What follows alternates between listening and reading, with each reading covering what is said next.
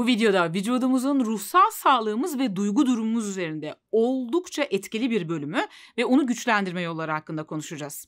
Eğer ağrılarınız varsa, kronik yorgunluğunuz varsa ve depresif hissediyorsanız bu videoyu kaçırmamanızı öneririm. Küstüm çiçeğini bilir misiniz? Dokunduğunuz an yapraklarını kapatır, kendini adeta korumaya alır.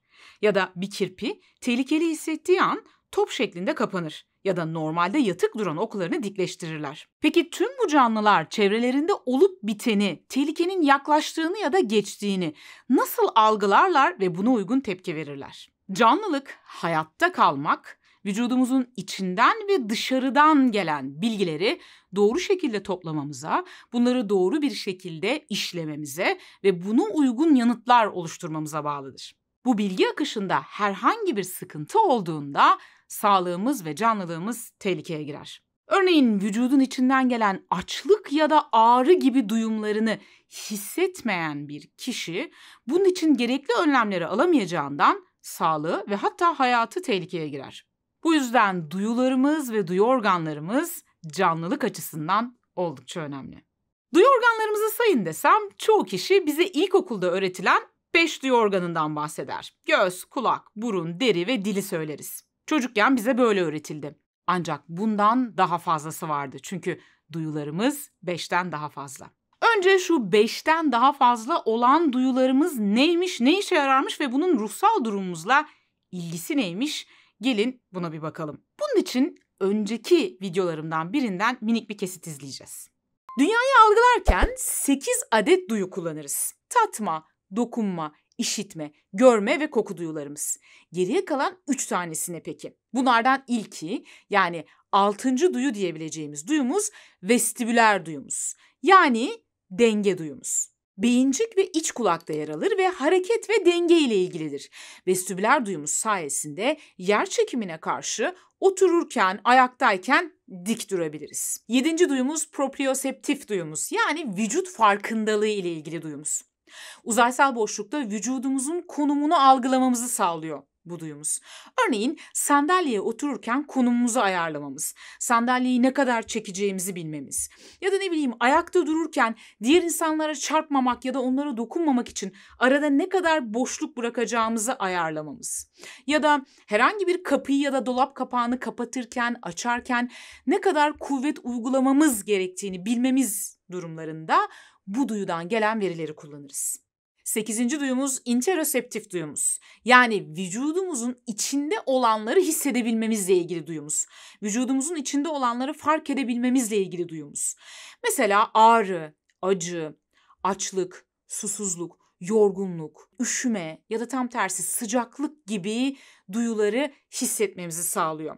Aynı şekilde herhangi bir duyguya girdiğimizde vücudumuzda var olan değişimleri de algılamamızı sağlıyor. Yani duygularla da yakından alakalı bu interoseptif duyumuz. İnteroseptif duyuda problem yaşayan kişiler örneğin ağrıya ya da acıya karşı aşırı duyarlı olabilirler ya da tam tersi duyarsız olabilirler. SPD, yani Sensory Processing Disorder, yani duyu bütünleme bozukluğu, işte bu duyularla elde ettiğimiz verileri fark edebilme, düzenleyebilme, yorumlayabilme ve buna uygun cevap çıkarabilme ile ilgili bozukluktur. Örneğin bir yürüyen merdivene adım atacağımız zaman pek çok duyu devreye girer. 5 duyu yolu ile çevreden aldığımız verilerin yanı sıra o sırada vücudumuzun içinde bulunduğu konum, merdivenin hareketini, hızını algılamamız gerekir ve ardından da buna uygun bir şekilde merdivene adım atabilmek için yeni hareketi planlamamız, vücut dengemizi koruyabilmemiz gerekir. Duyu bütünleme sorunu yaşayan kişilerin sinir sistemleri duyular aracılığıyla elde edilen verileri tam olarak yorumlayamaz. Daha doğrusu doğru olarak yorumlayamaz ve bunun sonucunda örneğin bazı duyulara karşı aşırı hassas olabilirsiniz. Örneğin bazı kokulara, seslere ya da ışığa, belki harekete, hıza ya da tam tersi bunlara karşı duyarsız olabilirsiniz. Ya da bu duyular aracılığıyla elde ettiğiniz verilere uygun cevabı oluşturmada, uygun yanıtı vermede sıkıntı yaşayabilirsiniz. Aslında duyu organlarımızdan birisi de fasyadır ve fasyanın sağlığı bedensel ve ruhsal sağlığımız üzerinde düşündüğümüzden çok daha etkili gibi görünüyor. Peki fasya nedir? Fasya derimizin hemen altında vücudumuzun tüm iç kısımlarını saran, kaplayan, koruyan ince, elastik ve güçlü bir bağ dokudur. Vücuttaki her organ, her sinir, damar, kas fasya sayesinde yerinde tutulur ve sarılıp korunur. Fasya tepeden tırnağa tüm vücudumuza yayılmış, çok geniş ve bütünsel çalışan bir yapı. Yani örneğin başınızdaki bir ağrının sebebi ayak tabanınızın altındaki fasya bölümündeki bir sıkışıklıktan kaynaklanıyor olabilir. Çünkü bunlar birbiriyle bağlantılı. Fasya başlangıçta sadece organları, kasları saran, koruyan, bir arada tutan bir bağ doku olarak düşünülürken son yıllarda yapılan çalışmalar bundan daha fazlası olabileceğini düşündürüyor. Hatta bazı yerlerde fasya için vücudun en geniş organı gibi başlıklar atıldığını görebiliyorsunuz. Fasya bir organ mı yoksa değil mi konusunu fizyologlara bırakıp bu fasyanın bizim psikolojimizle ilgisine şimdi buna bakalım. Duygusal durumumuz ve tepkilerimiz büyük oranda içeriden ve dışarıdan gelen duyusal verilere bağlıdır demiştik. Bu verileri de sinir sistemimiz tüm vücuda yayılmış sinir ağı sayesinde sinir reseptörleriyle alır. İşte bu reseptörler, yani beyin ve beden arası bilgi alışverişi sağlayan bu ağın alıcıları fasyanın içerisinde bol miktarda bulunur. Stres ve gevşeme tepkilerimizden sorumlu sempatik sinir sistemi adeta fasya ile iç içedir. Fasyanın içinde bir kasa oranla 10 kat daha fazla sayıda sinir reseptörü bulunur. Bu yüzden bazı araştırmacılar fasyaya duyu organı desek yanılmayız derler. İşte fasya içindeki bu sinir alıcıları sayesinde biz vücudumuz o sırada güvende mi değil mi? Organlar yeterince düzgün çalışıyor mu? Her şey yolunda mı? Güvende miyim yoksa tehlikede miyim? Gibi soruların cevabını içeren verileri topluyoruz. Ancak gelen bu verilerde herhangi bir tutarsızlık ya da bir aşırılık olduğunda, bu bilgi akışında bir sıkıntı yaşandığında duygusal durumumuz, ruhsal sağlığımız ve tepkilerimiz bundan etkilenmeye başlıyor. Çünkü gelen bilgideki bu tutarsızlık, aşırılık ya da eksiklik beynimize bir şeylerin yolunda gitmediğini söylüyor. Ve bu da beynimizdeki alarm zilini çalarak stres tepkileri üretmemize sebep oluyor. Özetle fasya sağlıklı değilse kişide duygusal dalgalanmalara sebebiyet veriyor. Aslında fasyanız sağlıklıysa siz de sağlıklısınız. Değilse ruhsal ve bedensel sağlığınız tehdit altında. Peki sağlıklı fasya nasıl olur? Uzmanlar sağlıklı fasyanın esnek, elastik ve yeterince nemli olması gerektiğini söylüyor.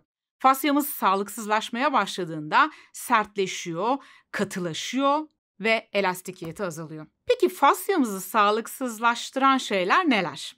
Birincisi hareketsizlik. Çoğumuzun da içinde bulunduğu en büyük risklerden bir tanesi. Hareketsizlik ya da uzun süre aynı pozisyonda durma ya da oturma. Mesela başı öne eğik ya da kambur bir şekilde saatlerce telefonla ilgilenme ya da saatlerce masa başında bilgisayar karşısında kambur bir şekilde çalışmak. Bir diğer fasyaya zarar veren unsur aşırı hareketler, zorlayıcı hareketler. Yani fazla vücudu yoracak derecede, zarar verecek derecede egzersiz yapmak, kazalar, kaza anında vücudu fazlasıyla kasmak, sıkmak. Ve en önemlisi bizim de asıl konumuz olan kronik stres ve duygusal travmalar fasyanın sağlığını bozuyor. 2022 yılında Cognitive Therapy and Research dergisine yayınlanan bir araştırmada depresyon hastalarının miyofasyal dokuları bu tanıya sahip olmayan kişilerle karşılaştırıldı. Katılımcıların boyun ve üst sırt bölgesindeki miyofasyal dokunun sertliği ve elastikiyeti ölçüldü. Ve sonuçta depresyon hastalarında fasyada artan sertlik ve azalmış elastikiyet tespit edildi. Yoğun ve kronik stres yaşayan kişilerin çoğu sebebi bulunamayan ağrılar, duruş bozukluğu ve kronik yorgunluk gibi sorunlarla uğraşır. Çünkü kronik stres fasyal yapıyı bozar, katılaştırır, sertleştirir. Ve görünen o ki bu etkileşim karşılıklı. Yani stres de fasyayı bozuyor, bozulmuş fasya da stresi arttırıyor. Peki bu durumla ilgili neler yapabiliriz? Kendimizi nasıl koruyabiliriz? Ya da hali hazırda fasyamız sağlıklı mı, değil mi? Bunu daha sağlıklı hale getirebilmek için neler yapabiliriz? Bunu konuşalım. Evet, bununla ilgili eğer doktorunuz uygun görürse, yani bir doktor muayenesinden sonra Bir fizyoterapistle, eğitimli bir fizyoterapistle miyofasyal gevşetme çalışmaları ya da manuel terapiyi deneyimleyebilirsiniz. Birçok kişi fasya ile ilgili terapilerden sonra stresle baş etme becerilerinin geliştiğini, artık daha az stres ve yorgunluk hissettiklerini belirtiyorlar. Bunların dışında vücudumuzda biriken stres etkilerinden arınmak ve fasyamızı desteklemek adına örneğin düzenli şekilde esneme ve germe çalışmaları yapmak. Yoga, tai chi, qigong gibi bütünsel bedensel egzersizleri disiplinli ve düzenli bir biçimde uygulamak. Sallanmak, zıplamak, dans etmek ve hatta fasyamıza iyi gelen bir masaj yaptırmak faydalı olabilir. Ben bir fizik tedavi uzmanı ya da fizyoterapist değilim. Ancak bütüncül bakan bir psikolog olarak ruhsal sağlığın bedensel sağlıktan ayrı olmadığını biliyorum. Bu yüzden de bedenle ilgili yaptığımız çalışmalar, bedensel egzersizler de en az duygu ve düşünceyle ilgili yaptığımız egzersizler kadar önemlidir. Zihin ve beden bir bütündür ve birinde olan diğerinde etkiler. O zaman konuya uygun olarak Platon'un bir sözüyle bu videoyu bitirelim. Hastalıkların tedavisindeki en büyük yanılgı beden için doktorların ve zihin için doktorların bulunması, oysa ikisinin aslında birbirinden ayrılmamasıdır.